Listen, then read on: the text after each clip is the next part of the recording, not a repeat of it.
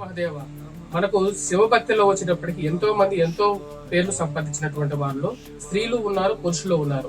ఒకనొక సమయంలో శివపార్వతులు ఇద్దరు కైలాసం మీద కొలువై ఉన్నటువంటి సమయంలో ఒక ప్రేతం తన యొక్క చేతులతో కైలాసాన్ని ఎక్కడాన్ని చూస్తుంది పార్వతీదేవి. అప్పుడు పార్వతీదేవి శివుని అడుగుతుంది, ఎవరు ఈ ప్రేతం, ఎందుకని ఈ కాళ్ళతో కాకుండా చేతులతో కైలాసాన్ని ఎక్కడానికి ప్రయత్నం చేస్తుంది అని చెప్పి పార్వతీదేవి అడుగుతుంది. అప్పుడు శివుడు కారైకాల్ అమ్మవారి గురించి చెప్తాడు. ఈ కారైకాల్ అమ్మవారు తమిళనాడులో వచ్చినప్పటికీ పాండ్య రాజ్యంలో జన్మిస్తుంది. పాండ్య రాజ్యంలో ఈ యొక్క ఒక వైశ్య కుటుంబంలో జన్మిస్తుంది. ఎంతో ధనవంతుడైనటువంటి ఒక వైశ్యుడు తన యొక్క అల్లారు ముద్దుగా పెంచుకున్నటువంటి అమ్మవారిని తనకు ఇల్లరేఖం వచ్చినటువంటి అల్లుడికి ఇచ్చి వివాహం చేయాలని చెప్పి వెతుకులాట చేస్తాడు.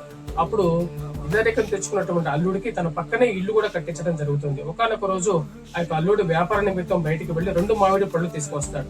ఒక మామిడి పళ్ళని అమ్మవారికి ఇచ్చేసేసి 2వ మామిడి పళ్ళని తనకు భోజనం తర్వాత వడ్డించమని చెప్పడం జరుగుతుంది.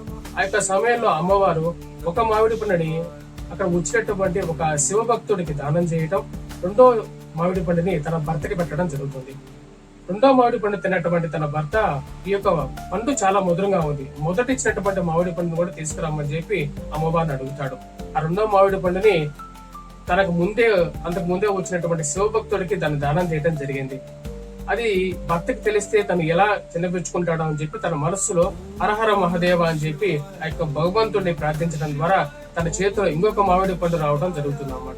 అది తిన్న తర్వాత భర్త మొదటి మామిడి పండు కన్నా ఇది ఇంకా చాలా రుచిగా ఉందని, ఇది దేవలోకంలో వచ్చినటువంటి పండులాగా ఉందని చెప్పినప్పుడు అమ్మవారు లేదు, ఇది నాకు శివస్వరూపం ద్వారా వచ్చిందని చెప్పేసి అలా అంటుంది. అప్పుడు భర్త లేదు, నువ్వు నిరూపించమని చెప్పి భర్త అడుగుతాడు. అప్పుడు అమ్మవారు తన సాక్షాత్తు తన ముందే వచ్చేటప్పటికి శివ ప్రార్థన ద్వారా ఆ యొక్క మామిడి పండు తన చేతిలోకి రావడం జరుగుతుంది.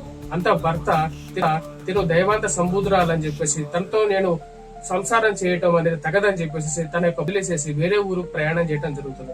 ఆ ఊర్లో ఇంకొక స్త్రీని వివాహం చేసుకొని తన భర్త నుంచి తను దూరంగా ఉండలేనటువంటి కారైకాల్ అమ్మవారు వెళ్లి తన యొక్క భర్తని కలిసినప్పుడు జరిగినటువంటి వృత్తాంతం మొత్తం అక్కడ ఉన్నటువంటి వారందరికీ తెలియజేయడం జరుగుతుంది. కానీ ఆ యొక్క సమయంలో కారైకాల్ అమ్మవారు తన భర్తతో లేనటువంటి జీవితాన్ని తనకు తుచ్చంగా భావించి తను ప్రేతంగా తనకు శరీరం మారాలని చెప్పి ఆ యొక్క శివుని కోరుకుంటుంది.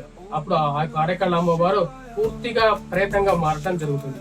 కైలాసంలో శివుడి గురించి ప్రార్థన చేస్తూ శివుడిని కలపటం కోసం తను వెళ్ళటం జరుగుతుంది. ఆ యొక్క సమయంలో కైలాసంలో తన పాదంతో కైలాసం మీద మోపడం ఇష్టం లేనటువంటి అమ్మవారు చేతులు కింద పెట్టి కైలాసాన్ని